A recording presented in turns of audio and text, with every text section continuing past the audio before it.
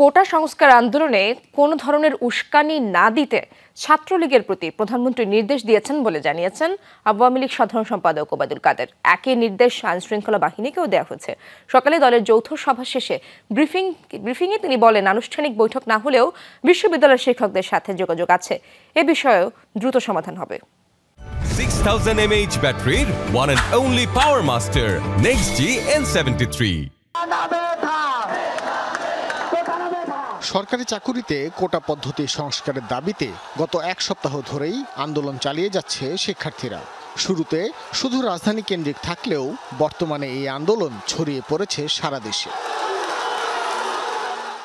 প্রায় একই সময়ে সর্বজনীন পেনশন স্কিমে নিজেদের অন্তর্ভুক্ত করার প্রতিবাদে সর্বাত্মক কর্মবিরতিতে রয়েছেন পাবলিক বিশ্ববিদ্যালয়ের শিক্ষকরা। সরকারের সাথে বৈঠকে বসতে চাইলেও এ বিষয়ে সরকারের পক্ষ থেকে কোনো সবুজ সংকেত দেয়া হয়নি। মঙ্গলবার সকালে আওয়ামী লীগের এক যৌথ সভায় উঠে আসে এই দুই বিষয়। জনদুর্ভোগের কর্মসূচি বন্ধ রাখায় আন্দোলনকারীদের ধন্যবাদ জানান ক্ষমতাসীন দলের সাধারণ সম্পাদক। সেজন্য আমি তাদের ধন্যবাদ।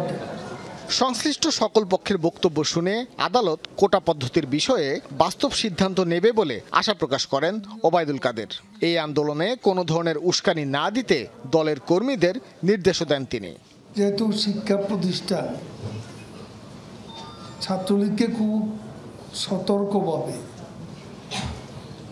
এ পরিস্থিতি মোকাবিলা করতে হবে। কোনো অবস্থায় প্রভোকেশন দেওয়া যাবে না এবং আইন প্রয়োগকারী সংস্থাকেও নেত্রী নির্দেশ দিয়ে গেছেন